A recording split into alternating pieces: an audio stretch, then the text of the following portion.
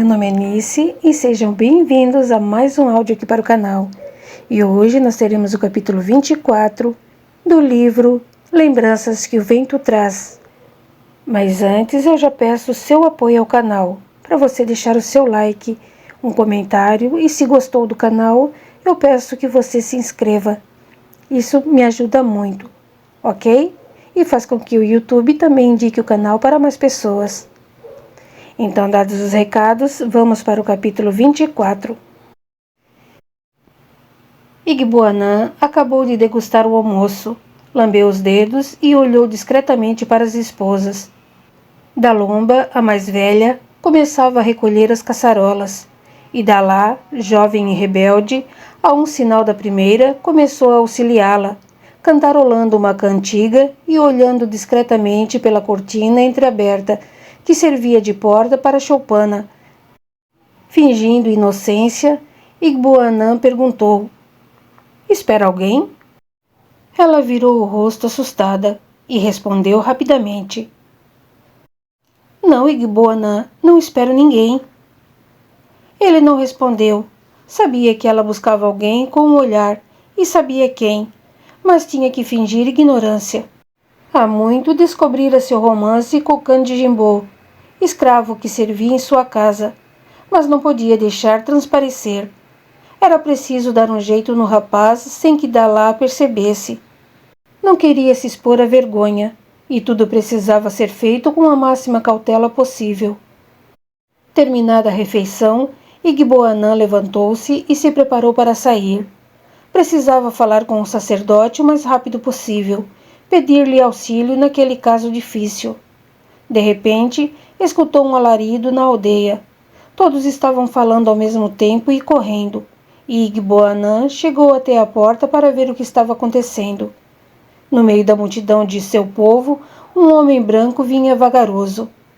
Na mão, um açoite afiado, trazendo consigo um outro negro, que sorria e cumprimentava sua gente. Ele sentiu um estranho pressentimento e saiu para o meio da praça, esperando que os outros chegassem. Quando chegaram, o homem branco fez uma reverência e, a um sinal seu, o negro começou a falar. Apesar do forte sotaque do outro, Igboanã compreendeu-o perfeitamente. "Salve, Tata. Viemos em paz." "O que querem aqui?" perguntou Igboanã de forma direta, sentindo na presença do homem branco um perigo iminente.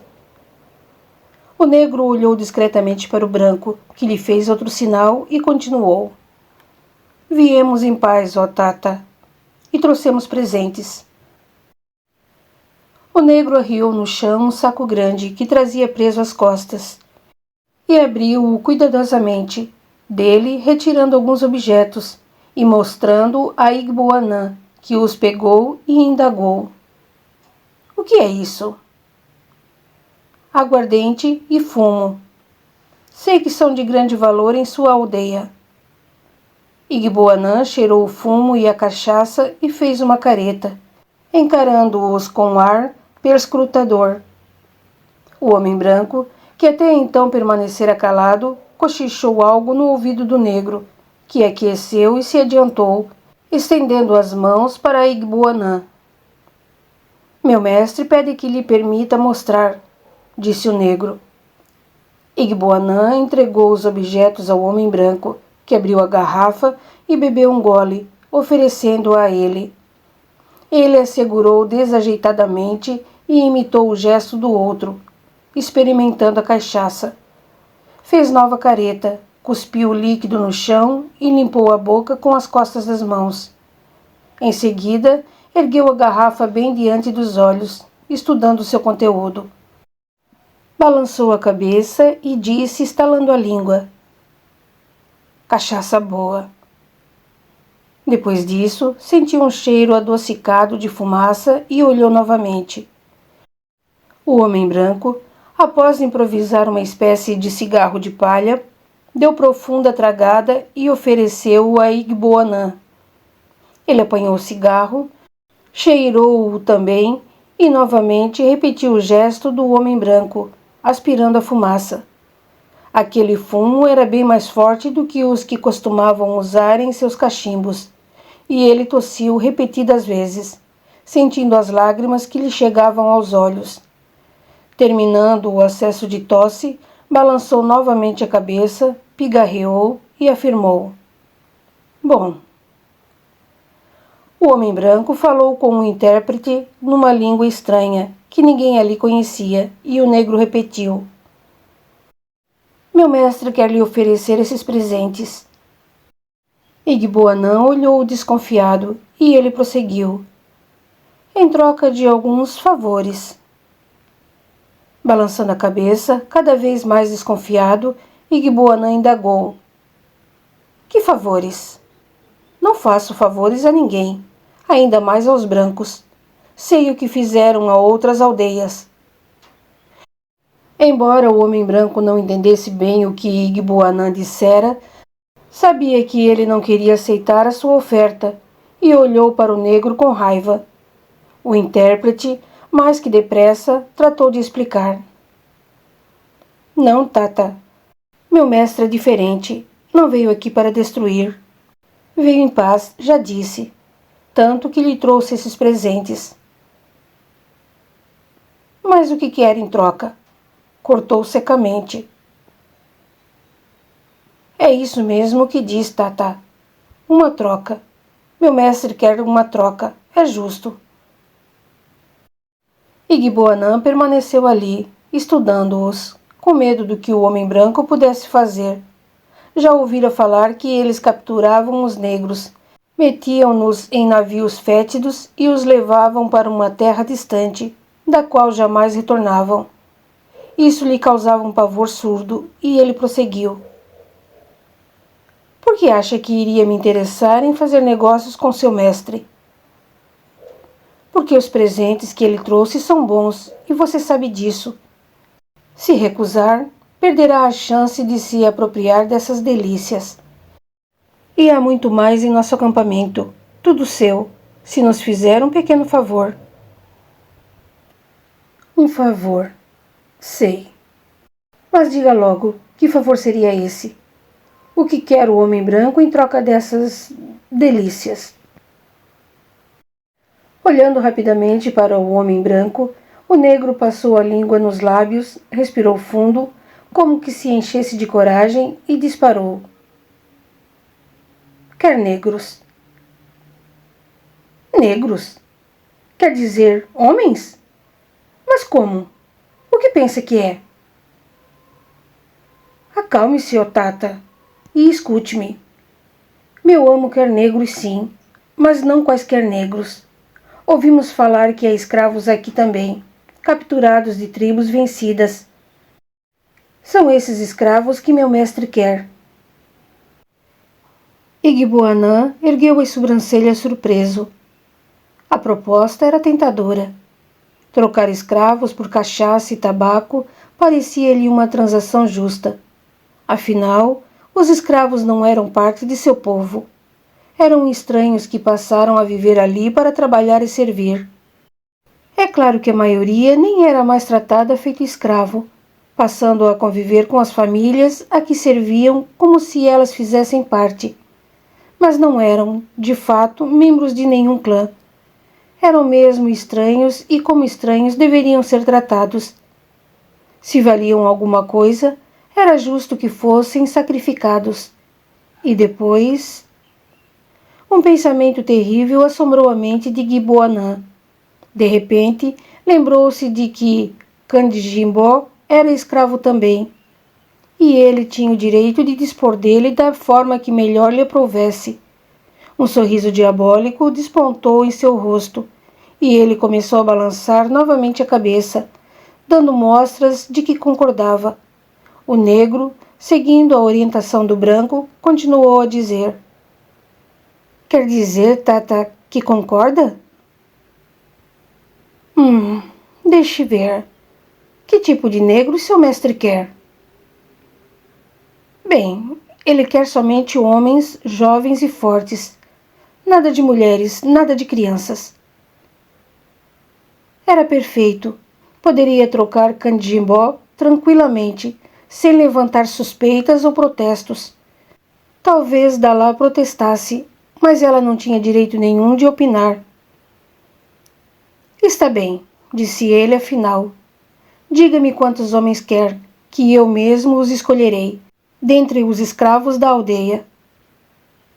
Depois disso, vão embora, e não voltem mais aqui. Após os efusivos agradecimentos do outro negro, Igboanã se retirou. Sabia que Dalá se desesperaria, mas isso não importava. Alcançando sua palhoça, já ia entrar quando escutou a voz do negro novamente.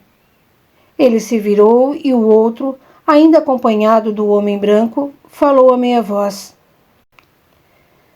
Só mais uma coisa, Tata. O que é? Meu mestre quer apenas pedir-lhe mais um favor especial. Precisa de uma certa escrava. Escrava? Uma mulher? Não, Tata, uma menina. Uma menina? Mas você disse que ele só queria homens. Mas essa é especial. Só uma menina, de seus 9 ou 10 anos, bonitinha, saudável, inteligente, esperta. Não tem ninguém assim? É um pedido especial, pelo qual meu mestre está disposto a pagar um preço acima do razoável. Como assim? O negro retirou outra garrafa do saco e ofereceu a Igboanã, que a apanhou com cuidado. Abriu-a e cheirou o líquido, provando-o em seguida. O sabor era indescritível, doce, suave, ameno. Olhou o conteúdo vermelho com um ar de admiração, pensando que era o sangue mais adocicado que já experimentara, quando o negro se adiantou e explicou.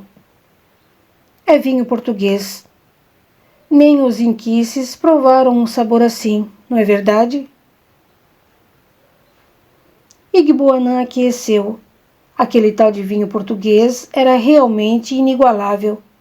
Jamais provara a bebida mais deliciosa. Com a garrafa nas mãos, Igboanã pensava mesmo que a sorte lhe sorria. Arranjara um jeito de se livrar de Candijimbó e agora tinha a chance de se vingar também de Iadalim, que recusara seu amor por causa de um jovem guerreiro da tribo. Sim, Iadalim lhe pagaria toda a desfeita que fizera. Venderia sua Mudima, aquela filha adotiva, também escrava, que Iadalim criava e amava como se fosse sua. Perfeito. Igboanã tinha o poder nas mãos, com o qual poderia destruir e esmagar seus maiores inimigos. Ao receber a notícia de que fora vendido como escravo ao homem branco, Candijimbó pensou que mataria Igboanã. Teve ímpetos de esmagá-lo, mas precisou se conter. A presença dos jovens guerreiros da tribo acabou por intimidá-lo, e ele não se atreveu a reagir. Desesperado, atirou-se aos pés de Igboanã e suplicou. Por favor, Tata, tenha piedade, por favor. Em nome de nossos inquices, não me deixe ir. Por favor, por favor. O chefe da tribo não lhe deu resposta. Permaneceu impassível, olhar frio, saboreando o doce sabor da vingança. Como suas súplicas não surtiram efeito, Candijimbó pensou em fugir.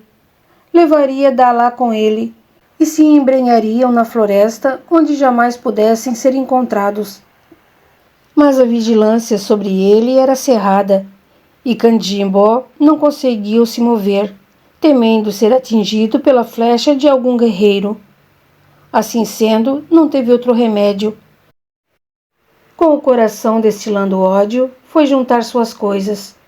Apanhou seus poucos pertences, amarrou-os numa trouxa e ficou esperando que viessem buscá-lo. Nos olhos, lágrimas de incontida raiva e o desejo de vingança. Um dia iria se vingar, nem que para isso levasse séculos. Candijimbó sabia que o espírito era eterno e teria toda a eternidade para executar sua vingança. Dalá, por sua vez, quase desfaleceu, Amaldiçoou Igboanã, ameaçou matar-se caso ele não voltasse atrás em sua decisão. Igboanã, cada vez mais despeitado, falou com desdém. Por que o interesse por Candimbó? Ele é nosso escravo há muitos anos e me serve muito bem. É como um irmão para mim. Igboanã encarou-a com ar irônico. Ela era uma mentirosa e uma cretina, isso sim, e bem teria o que merecia. Ache-se seu interesse por Candimbó um pouco exagerado. Não há motivo para tanto alarido. Como não? Já disse que o tenho em conta de um irmão e não gostaria de me separar dele. Pois pode juntar-se a ele se quiser. Tenho certeza de que o homem branco ficaria feliz em distrair-se com alguém feito você. Dalá calou-se apavorada. Isso não. Jamais poderia partir dali em companhia do homem branco. Já ouvira falar de sua crueldade e não estava disposta a arriscar sua vida em nome de um amor que agora começava a parecer impossível. Vendo o pavor nos olhos dela, Igboanã continuou. Sabe, Dalá, é isso mesmo que faria se descobrisse que você está me traindo. Ela arregalou os olhos e ele prosseguiu, fingindo nada perceber.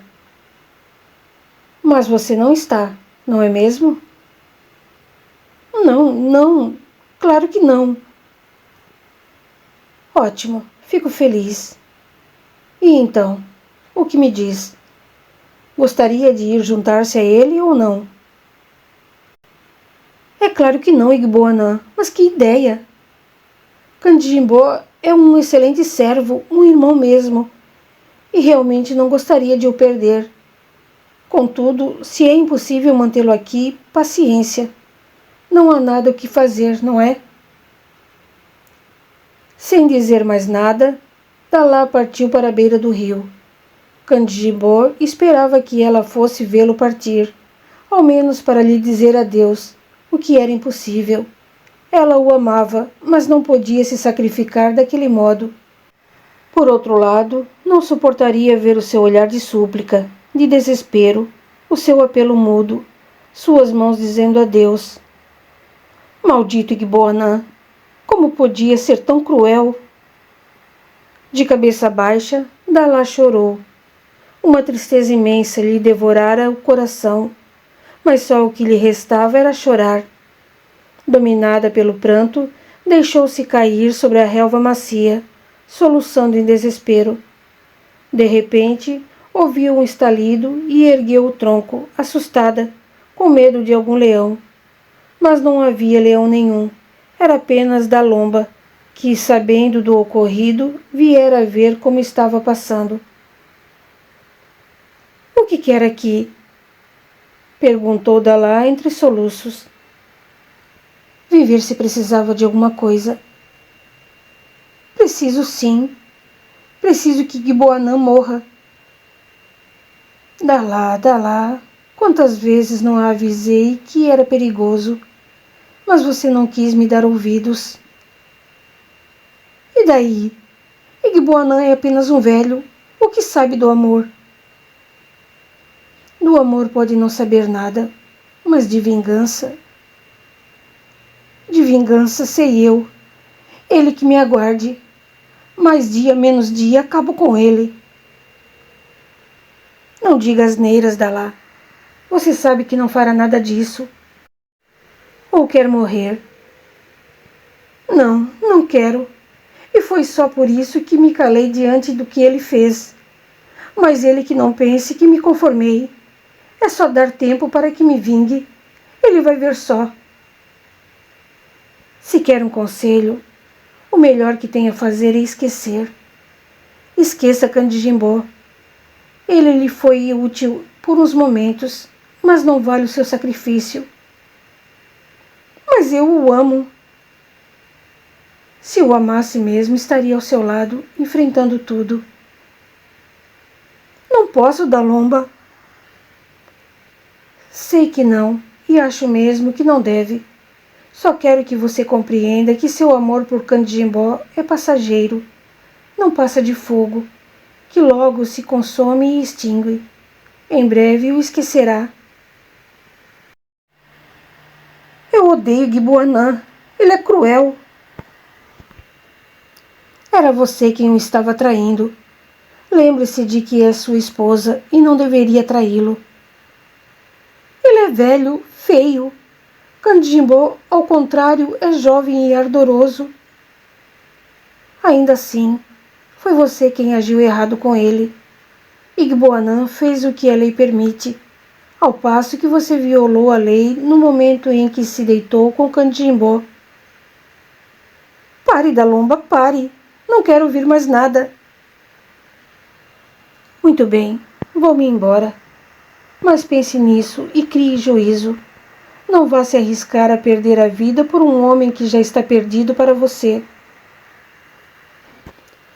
Dalomba virou as costas e voltou para a aldeia, deixando Dalá entregue a seus próprios pensamentos.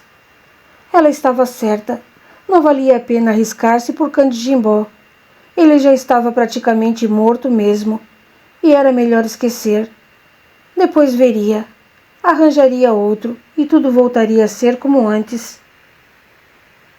No momento em que Dalomba chegou de volta à aldeia, um homem vinha arrastando uma menina, que não parava de chorar e espernear, sem entender o que estava acontecendo. A mãe correu para ela, em lágrimas. Contou-lhe que o chefe da aldeia a havia vendido ao homem branco. Dalomba reconheceu Iadalim e Mudima e ficou surpresa. Igboanã lhe dissera que apenas homens haviam sido vendidos. O que fazia ali aquela menina? Subitamente, o homem branco chegou e atou uma coleira ao pescoço de Mudima, arrastando-a pela aldeia. Mudima gritava cada vez mais, completamente aturdida e apavorada, implorando à mãe que a salvasse. Na confusão, deixou cair a trouxa que carregava, provavelmente com suas roupas, e o homem branco chutou-a para longe, dizendo algo que não entendera. Mudima esperneava cada vez mais, estendendo os braços para a mãe, até que caiu ao chão e o homem, sem se importar com o seu sofrimento, apertou a coleira ao redor de seu pescoço, arrastando-a pela terra áspera. Parado mais atrás, Igboanã observava, nos olhos um ar de vitória e júbilo. Ao ver o desespero de Iadalim, Igboanã sabia que conseguira se vingar dela de uma forma perfeita. Ela não o repelia? Pois agora que lamentasse para sempre aquela rejeição. Igboanã já ia se retirar quando Iadalim se aproximou, coração aos pulos. Olhou para ela com superioridade e Iadalim falou com toda a dignidade de sua alma. É um homem perverso, Tata Igboanã. Mas chegará o dia em que receberá de volta todo o mal que hoje faz. Dalomba ficou observando Mudima partir, sentindo um aperto no coração ao vê-la arrastada pela aldeia feito um cão sarnento. Viu quando Iadalim chegou perto de seu marido e o acusou, e suspirou desalentada. Dalomba seguiu para sua choupana, caminhando com passos arrastados.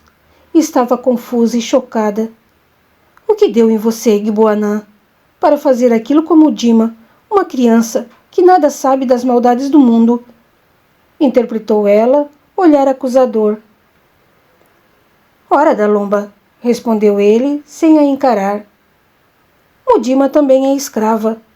O homem branco precisava de uma menina. Mudima foi vendida. Não há nenhum mistério nisso. O que você fez foi cruel e mesquinho. Mudima é uma criança. Como pensa que ela deve estar se sentindo, arrastada por um desconhecido para uma terra distante e estranha, longe do carinho e da proteção da mãe? É triste, Dalomba, mas é a vida. Cada qual deve servi-la à sua maneira.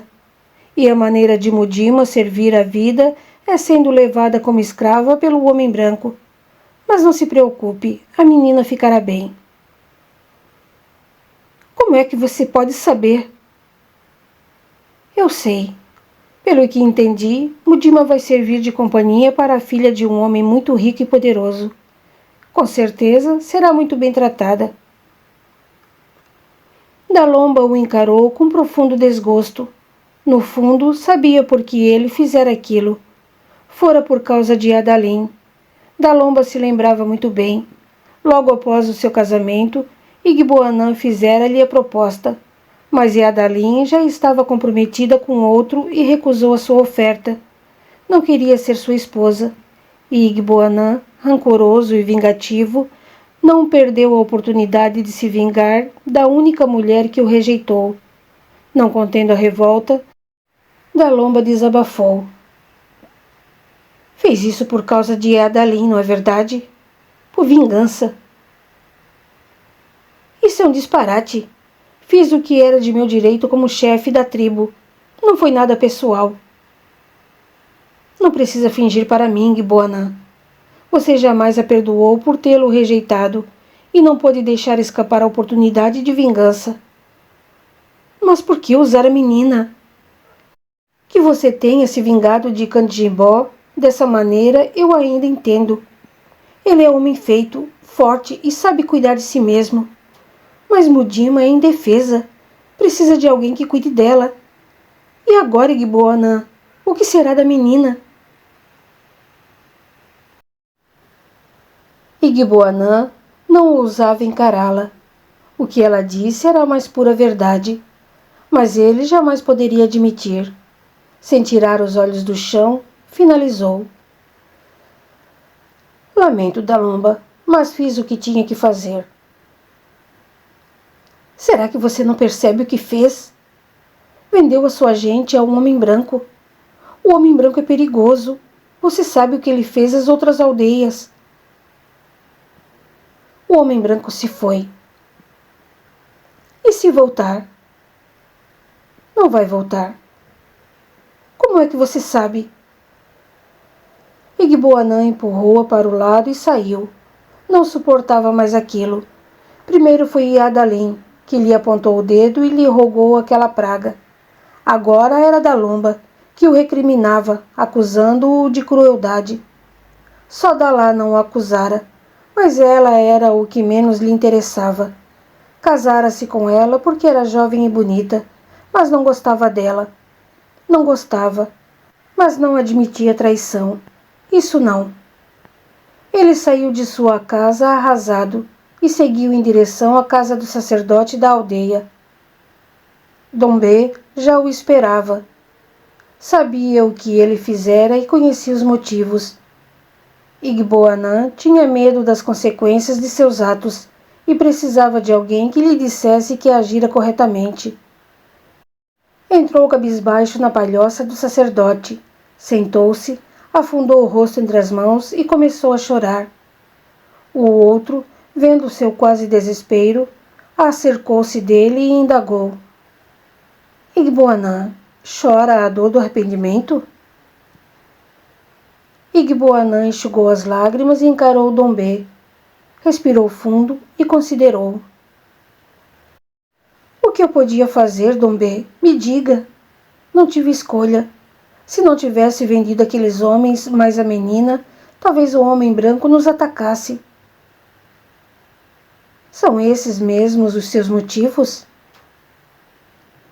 Era preciso. Você é o chefe, Igboanã. Quero a confirmação do oráculo. Desabafou Igboanã, mal prestando atenção nas palavras de Dombê. Confirmação de quê? Quero que validem a minha atitude. Acha que nossos inquices vão fazer isso? E se eles não estiverem de acordo com o que você fez? Você fez o que achava que devia, e ninguém poderá modificar essa decisão. Nem os inquices, nem você. Ainda que você se arrependa, jamais terá o seu perdão. Escute aqui, Dombê, esbravejou Igboanã. Não vim aqui para ouvir os seus conselhos ou a sua opinião. O que você pensa não me interessa. Sei que agi corretamente, e não foi em busca de perdão que vim procurá-lo. Quero apenas que os inquices falem comigo, que deem sua bênção, só isso. Não venha tentar colocar culpa nas minhas atitudes, ou não responderei por mim. Em seu íntimo, Igboanã sabia que agira movido por sentimentos de vingança e de ódio, mas ainda queria tentar se justificar. Precisava que o gombô, que é um jogo adivinhatório, com 60 peças, semelhante ao jogo de búzios, amenizasse sua consciência, que lhe dissesse que os inquices estavam satisfeitos com a sua atitude. Dombê não queria contrariar nem desgostar o chefe da tribo, que era poderoso e vingativo, e não tinha a menor intenção de ser o portador de más notícias. E se o gombô revelasse que ele agira mal? Como dar a Igboanã um recado dessa natureza? Dombê não queria jogar, mas Igboanã estava decidido. Somente a resposta dos inquices faria aplacar sua consciência. Vamos, Dombê, cumpra sua tarefa. Sem ter como recusar, Dombê soltou profundo suspiro e respondeu: Muito bem, se é o que deseja, farei como me pede. Igboanã sentiu-se mais confiante. Tinha esperança de que Gombô confirmasse que ele agira corretamente, o que o isentaria de culpa. Se os inquices estivessem de acordo com a sua atitude, poderia descansar em paz. Dombê levantou-se e fez com que Igboanã o seguisse, conduzindo-o ao local apropriado para o jogo. Apanhou as peças, sentou-se no chão ao lado do chefe e jogou. Logo na primeira caída, Dombê percebeu o quão comprometedora fora a atitude de Igboanã. Os inquices não se mostravam nada satisfeitos com o fato dele ter vendido seus irmãos ao homem branco, e o jogo tratou de expor a verdade.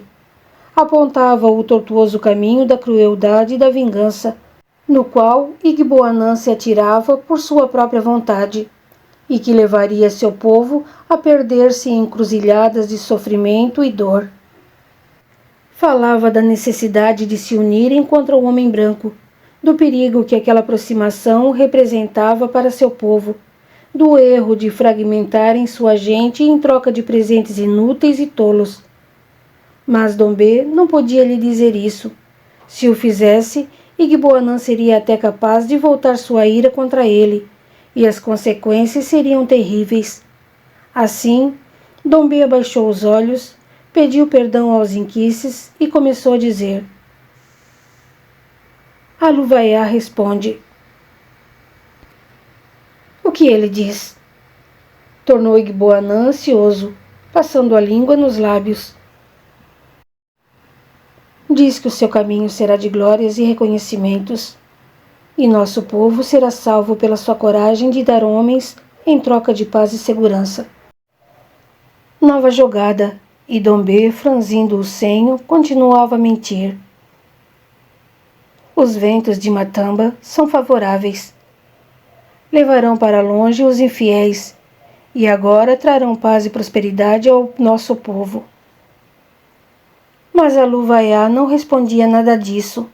Ao contrário, alertava-os do espinhoso caminho que percorriam, e Matamba lhes dizia que acabariam atirados no vendaval da morte, partindo para o estrangeiro e sofrendo na carne a perda da vida e da dignidade. Dombê não contava o que via. Apesar do alerta dos inquices, fingia não acreditar. Aquilo era desgraça demais para ser verdade. E o que mais? Indagou Igboanã, esfregando as mãos nervosamente. Dombê atirou novamente as peças. E mais uma vez, os inquices demonstravam sua insatisfação.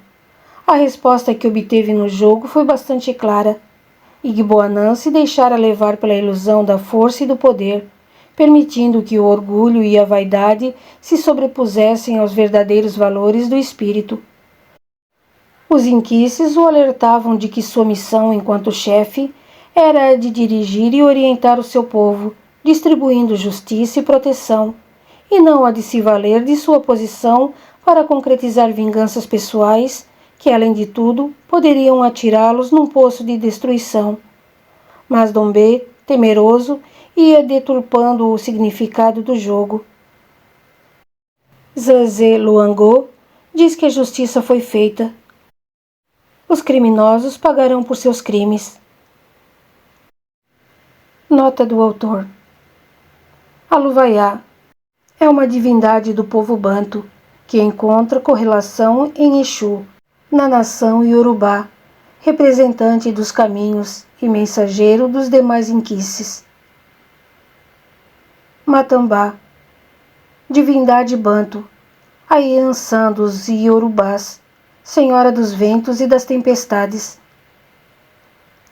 Zazé Luangô, divindade banto, associada a Xangô, dos Iorubás, deus da justiça e dos trovões.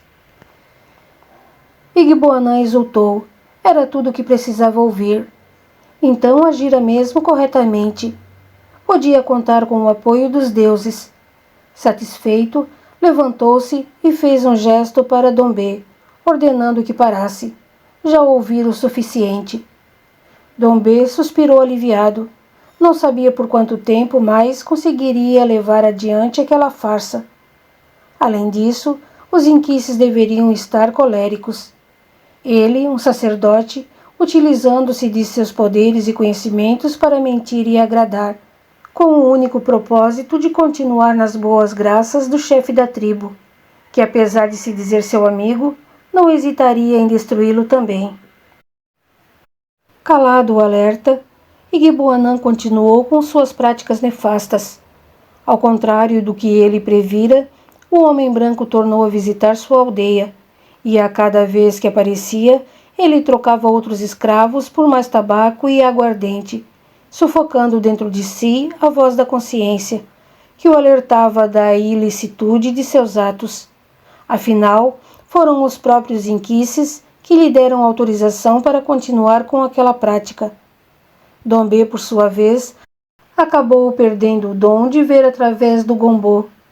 A cada vez que atirava as peças, as respostas vinham desencontradas e sem sentido. Ou os inquices o haviam abandonado, ou os eguns haviam tomado conta do jogo, misturando-o para confundi-lo. Com a continuidade das trocas, chegou o dia em que já não havia mais escravos disponíveis para o homem branco levar. Quando Igboanã passou a recusar as ofertas que lhe faziam, os brancos se enfureceram e, cerca de um ano depois, invadiram a aldeia, matando e capturando todos os negros, escravos ou não. Dos muitos sacrificados, Igboanã e Dombê perderam suas vidas ainda em terras africanas, mortos a tiros pelos invasores. Muitos outros foram levados, homens, mulheres e crianças, e muitos padeceram na viagem. Da família de Adalim, apenas ela resistiu. Os filhos e o marido também morreram, uns na própria aldeia, outros no tumbeiro. Dalomba já não era mais nenhuma menina, e por isso foi abatida pelos brancos, juntamente com outras mulheres. Eram fracas e franzinas. Não valia a pena desperdiçar ração com negras que não tinham chance alguma de sobreviver e que não dariam bom lucro.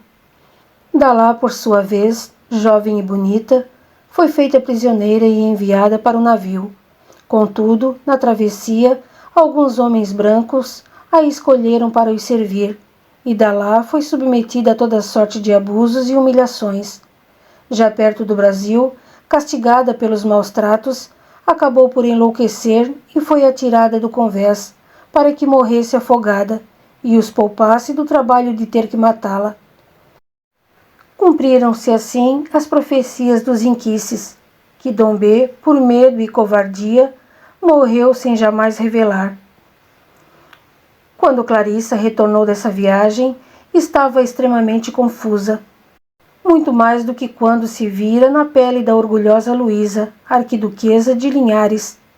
Sabia que presenciara outra de suas encarnações, mas não conseguia se ver naquela vida, nem identificar a nenhum de seus atuais personagens. Completamente aturdida, indagou de Tonha. Não compreendo.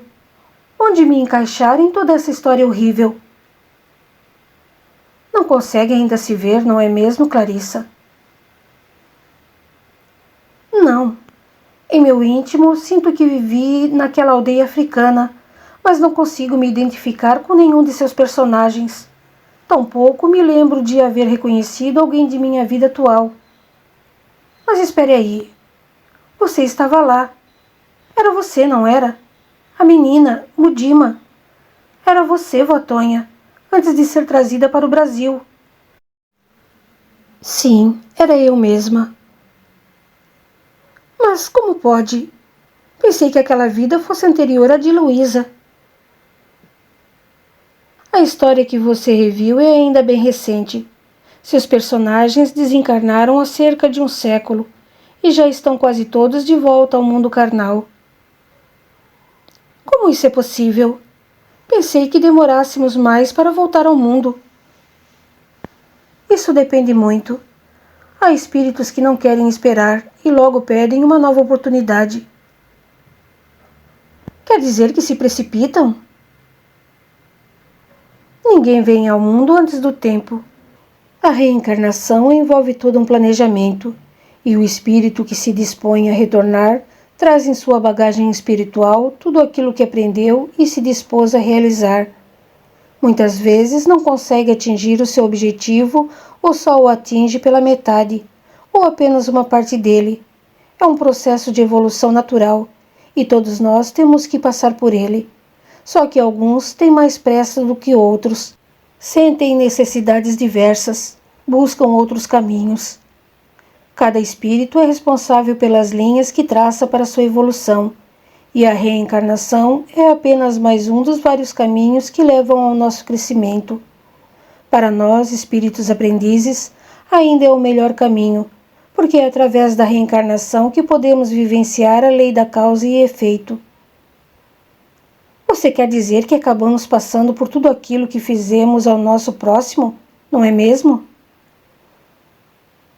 Não entenda a lei da causa e efeito como instrumento de vingança ou de castigo.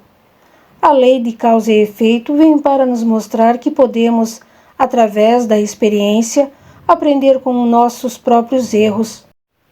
Vivenciamos a mesma história, atravessamos semelhantes processos de desenvolvimento e escolhemos o final. Trata-se de uma reação da vida às nossas próprias atitudes, com caráter pedagógico e elucidativo, uma arma para o nosso crescimento. Somos os únicos responsáveis por tudo aquilo que nos acontece, e não há nada na vida que fique sem resposta. O que tudo isso tem a ver com o que acabamos de presenciar? Você viu uma vida na qual estavam presentes vários conhecidos seus, pessoas muito ligadas a você nessa vida atual.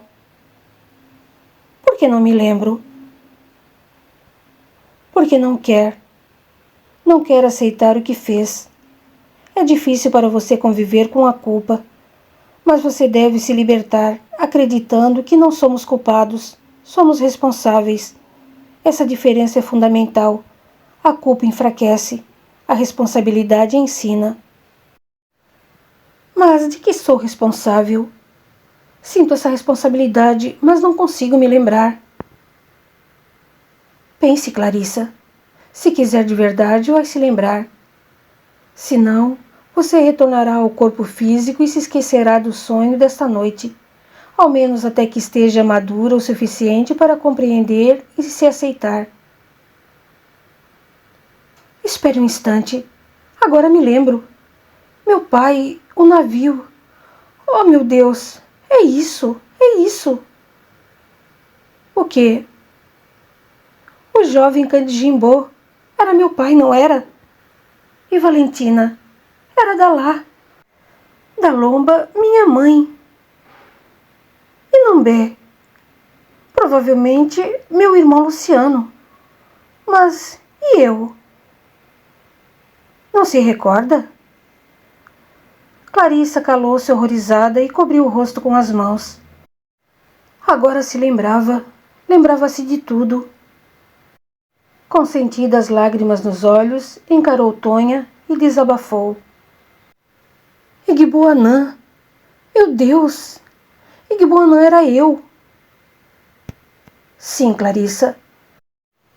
Após desencarnar como Luísa, você optou por reencarnar nas terras da África para tentar conter e direcionar o orgulho, que inclusive foi que a levou a maltratar os primeiros escravos que chegaram ao Brasil. E por que vim homem? Porque já estava cansada de abusar da sua sexualidade e quis experimentar o lado oposto de suas conquistas. Reencarnando como um homem, você se deu a oportunidade de compreender o universo masculino e de valorizar a essência feminina, não como fonte de prazer desenfreado, mas como o substrato de sensibilidade de que toda mulher deve ter. Foi o meu orgulho que traçou o destino que eu mesmo impingia a meus irmãos, não é mesmo? Lancei-os ao mar para uma terra desconhecida e hoje me vejo na mesma situação. Não pense que o que aconteceu aos negros de sua aldeia foi obra da sua maldade. Os que foram vendidos escolheram passar por aquilo, e você nada mais foi do que um instrumento para a realização de seus destinos. É claro que ninguém é instrumento por acaso. Ninguém pode ser compelido a agir contra os seus princípios ou a sua moral apenas para impulsionar o crescimento do outro, pois não haveria mérito em crescer a custo do comprometimento alheio. De qualquer forma, eu fiz aquilo porque quis, não é mesmo? Você teve seu livre-arbítrio e poderia ter agido de outra maneira, e a vida teria descoberto outros meios para que se cumprisse o destino de seu povo. E meu pai não teria me vendido a seu Abílio, para vingar o que eu fiz a Candijimbô. Tudo isso é obra da vida, Clarissa, e ninguém age por desejo de praticar o mal, mas por ignorância. No entanto, quando conseguimos alcançar a compreensão, deixamos de lado as velhas atitudes e modificamos o nosso comportamento para melhor. Assim também está sendo com seu pai, como é com você e com todos os que habitam este mundo. E você, vó Tonha? O juramento que fiz a você, será que você pode me perdoar? Não há o que perdoar. Os olhos de Clarissa se encheram de lágrimas e ela se abraçou à ex-escrava, lembrando-se da história de sua vida que ela mesma lhe contara.